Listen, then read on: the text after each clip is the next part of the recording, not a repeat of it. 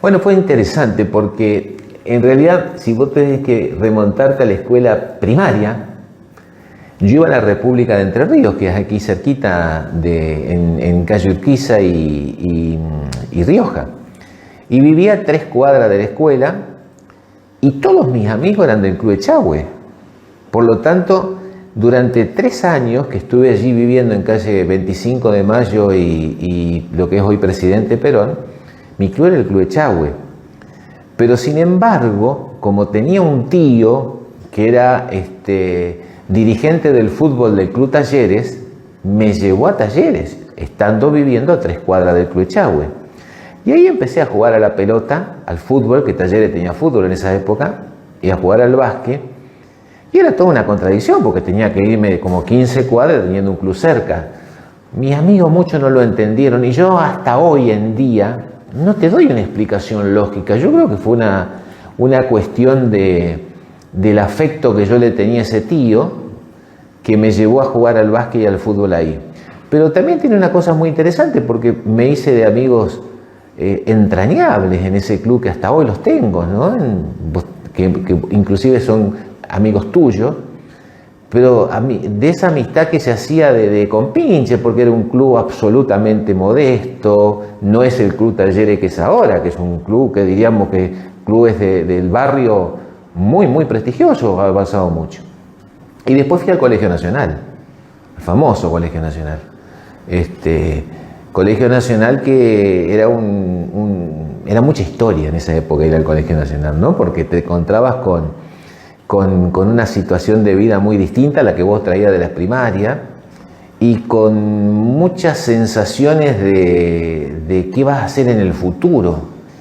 Pero vos sabés que fue una cosa llamativa. Yo tenía dos objetivos en mi vida. Una, siempre quise ser médico. Y vos te preguntarás, ¿pero por qué? Porque tenía 2 tíos médicos, al cual a uno en mi casa lo valorizaban tanto que yo me enamoré de ese personaje, aún sin conocerlo mucho, porque estaba en Mendoza viviendo, ¿no? Y por el otro lado, mi gran pasión era ser futbolista. Yo soñé con jugar en River, en la primera de River, toda mi vida. Y fíjate lo que son las cosas. Cuando yo termino la secundaria, se produce el golpe militar del 76. Hasta esa época la gente entraba libremente a las facultades, y a partir del 1 de enero del 77, que era donde yo quería irme a Rosario, ponen el ingreso. El ingreso era rendir 3 materias bravas, escritas, en donde nos inscribimos 2.700 y entraban 250. Fue el primer ingreso a las universidades públicas en la dictadura. Fíjate lo que te estoy hablando. Entonces, yo a mi viejo lo quise mucho y le digo, mira papá, yo voy a estudiar, no tengas duda, no voy a retasear esfuerzo. Pero si no entro, me voy a jugar a la pelota. Y ese fue el compromiso. Y entré a la facultad, así que no pude jugar a la pelota. Mira, en la pasión por el fútbol, mi abuela paterna, yo no sé de dónde salió su fanatismo por River, porque en general todos los Verbara, el resto de los hijos, todos de Boca. Pero mi abuela era de River. Yo supongo que el hecho de haberme sentido casi exclusivo de ella me inclinó hacia ese afecto. Y en esa época, acordate que nosotros no teníamos televisión. Mi abuela ponía la radio. Yo me acuerdo hasta hoy, mirá vos lo que me acuerdo, que mi abuela vivía, el día que se retira el Beto Alonso, mi abuela estaba deprimida. Y me dice, pero ¿por qué se retira ese chico? Si es un chico, todavía tenía como 40 años el Beto Alonso, ¿no? Pero me acuerdo de datos concretos en cuanto a lo deportivo. Y en cuanto a lo médico, te vuelvo a repetir, yo vengo de una familia de inmigrantes en donde los inmigrantes tenían una conciencia de que el hijo mayor, mis abuelos, el hijo mayor siempre iba a ser un profesional y que después el nieto mayor iba a ser el profesional de la familia, y bueno, mi tío mayor fue médico y yo, que soy el nieto mayor, fui médico. Creo que hay un hilo de lo que era la concepción de vida en esa época de la sociedad argentina, ¿no? De las dudas, bueno, la primera duda que uno tiene cuando está en una ciudad, en ese entonces mucho más chica de lo que es Paraná, es el desarraigo. Yo me tenía que ir de acá a vivir, y como yo no tenía grandes posibilidades, fui a vivir a una pensión. O sea, yo pasaba de estar en una vida tranquila en mi casa a vivir en una pensión donde vivíamos 4 compañeros en una pieza, en una casa de 14 personas, y teníamos que vivir. Y fíjate vos que en esa pensión los 14 nos recibimos. O sea, hoy pienso que tal vez explicarle esto a los chicos, y de hecho yo tengo un nieto en la adolescencia que lo hablo con él, en donde tienen muchísimas más cosas que pueden acceder, que los papás le dan y los abuelos le dan, en mi época era impensado. Ahora, vos me decís, ¿vos volverías a hacer lo que hiciste? Yo te digo que sí, porque en cada situación de vida que uno tiene, independientemente de cómo se vive, si vos lo vivís convencido y con pasión, la pasás bien. Y si uno va, por más sobrado de cosas que estés, no convencido de lo que vos querés hacer, es muy complicado. Y era un país, o es un país, que fíjate vos, Luis, que todavía le da la posibilidad a mucha gente a que pueda estudiar, porque las universidades públicas en Argentina funcionan muy bien, y bueno, tenemos, gracias a la posibilidad de tener tantas universidades cerca de Paraná, Paraná ya no tiene necesidad de que su gente se vaya tan lejos. Si tenés universidades aquí, en el interior de nuestra provincia, cruzás a Santa Fe, y hay una oferta que no existía en ese momento, era muy, muy puntual, era abogacía en Santa Fe, medicina en Rosario o en Córdoba. Ese era el destino de los paranaenses en ese momento, ¿no? Cuando termino ya la especialidad en Rosario, ya ahí termino como colorario y viajo a Barcelona, solicité hacer una rotación allí y terminé viviendo un tiempo en Barcelona, en donde también conocí gente muy importante con la cual hasta hoy tengo un vínculo muy estrecho. Pero el desarraigo más potente, te diría, para mí, fue cuando terminé la secundaria. Yo te acabo de decir que jugaba al básquet. En ese momento hasta me gustaba mucho el básquet. Recreativo se interesó en mí, me llevó a recreativo, pasé de talleres a recreativo, jugué un par de temporadas antes. Estaba en el medio de lo que me gustaba. Y fue fuerte, fue duro. Lo que me salvó fue la posibilidad de conocernos con amigos nuevos allí en Rosario, de distintas partes, amigos del interior de nuestra provincia y de otras provincias, en donde se genera también un vínculo muy fuerte, porque estamos todos en la misma. Estábamos todos en la misma, así que era tirar para adelante nada más. Bueno, la cuestión es que ya estando en Rosario con el profesor Tano, era un privilegio, porque Hugo es una celebridad mundial. Hugo tiene trascendencia mundial. Por lo tanto, durante todos los años que yo estuve con él, pude convivir, compartir contactos del mejor nivel. Y en Barcelona también, porque es un centro de formación europeo, el Hospital Clínico de Barcelona. Y a mí me produjo una sensación que el otro día te lo comentaba, ¿no? Que cuando yo regreso, aparte estamos hablando que yo regreso y tenía ya formado 27 años. Yo me recibí a los 22 y a los 27 yo ya estaba en Paraná con todo ese recorrido hecho.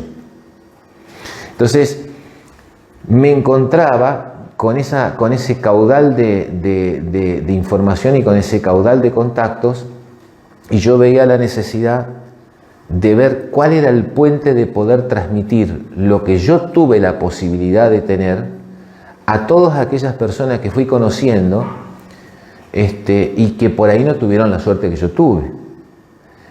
Porque no sé si te ha pasado, vos que has sido un tipo de élite en el básquetbol, también has venido acá a la provincia y te has encontrado con chicos que vos habrás dicho, pero este también pudo haber sido lo que yo fui. Y yo fui lo que fui, y este pibe con las condiciones. ¿Y por qué? Bueno, yo creo que hay una cuota también, aparte de lo que uno le pone, de las ganas, del proyecto, de que se alineen los planetas, ¿no? Pero son situaciones muy interesantes que uno tiene que tener en cuenta. Nunca podés, lo que vos podés adquirir, ya sea en lo deportivo, en lo social o en lo científico, y si vos lo hiciste con un esfuerzo importante, yo creo que es un deber, una obligación, intentar transmitirlo sin ningún tipo de mezquindad, porque es, por lo menos para mí, es la única forma en donde a mí me hizo sentir bien, me hizo sentir pleno. A mí lo de maestro me encantó en lo emocional y en la carga afectiva de quienes me lo dieron y lo que me hicieron sentir. Pero el poder ayudar a colegas, porque aparte cuando yo me vine a Paraná en el 87, volví a generar el vínculo con Rosario y viajé durante 25 años, todos los días miércoles, me iba a las 5 de la mañana y volvía a la noche para estar en el servicio y en la facultad, junto con el profesor Tano. 25 años lo hice. Entonces, el contacto lo tenía permanente, pero yo tenía que saber cómo volcar eso y cómo poder transmitirlo a la gente, incentivar a los jóvenes, movilizarlos, explicarles de que no hay límites para hacer buena medicina. No se necesita estar en una ciudad grande, hay que saber pensar, hay que estudiar y tener sentido común. Y eso es una cosa que se entrena en la vida. En los momentos de crisis, ¿a quién escucho? Bueno, es muy importante saber cómo estás constituido en tu familia. Tu familia es un dato fundamental, es un dato fundamental. Tus maestros y tus buenos amigos. Los buenos amigos no son los que están todos los días con vos. Los buenos amigos son los que te prestan y vos podés pensar en voz alta. Que te sentás en el momento que vos necesitas y recibís el consejo. Y yo en ese punto, aparte, tuve grandes consejeros acá. Tuve gente grande que me ayudó muchísimo en esto, en pensar. Y no eran de mi generación, era gente mucho más grande que yo. Por ejemplo, el doctor Julio Klemboski, que es una persona que yo quiero mucho. Y fíjate vos que es una persona que me he sentado a hablar tantas veces como fueron necesarias en sus momentos y nos ayudamos a pensar cosas, por ejemplo. Y yo creo que todo aquel que te ayuda a pensar no tenés que dejarlo de lado, porque uno debe saber que como grandes imperfectos que somos, por lo menos en mi profesión, lo más importante no es tener muchos éxitos diagnósticos, sino equivocarse menos. Primero le agradezco a la vida, porque la vida me ha permitido a la profesión y a mi maestro. Porque te digo, Luis, yo soy un elegido, yo no puedo quejarme de nada. No puedo quejarme de nada, yo soy un agradecido permanente. Y fundamentalmente agradecido a la gente que he conocido a través de todo este tiempo, con los cuales hemos podido conversar, hemos podido dialogar en profundidad y me han hecho crecer. A esos viejos sabios que yo te digo. Yo tenía 3 viejos sabios. Uno, el querido Adolfo Wolf, otro Julio Klemboski y otro Mario Camaño. Eran 3 viejos sabios con los cuales yo me pasaba horas charlando. Ahora con 2 de ellos, por la pérdida de Adolfo, que lo extraño, a todos les tengo que agradecer. Pero fundamentalmente tengo que agradecerle a la vida porque yo no esperé tener esta vida. Yo pensé ser un médico y después empezaron a suceder todas estas cosas y me encontré con esto que lo disfruté y lo disfruto a pleno. Y bueno, te habré comentado de esto que me han hecho, de que me consideran mis pares maestros. Bueno, me han llenado de ese calor interior que es único, ¿no?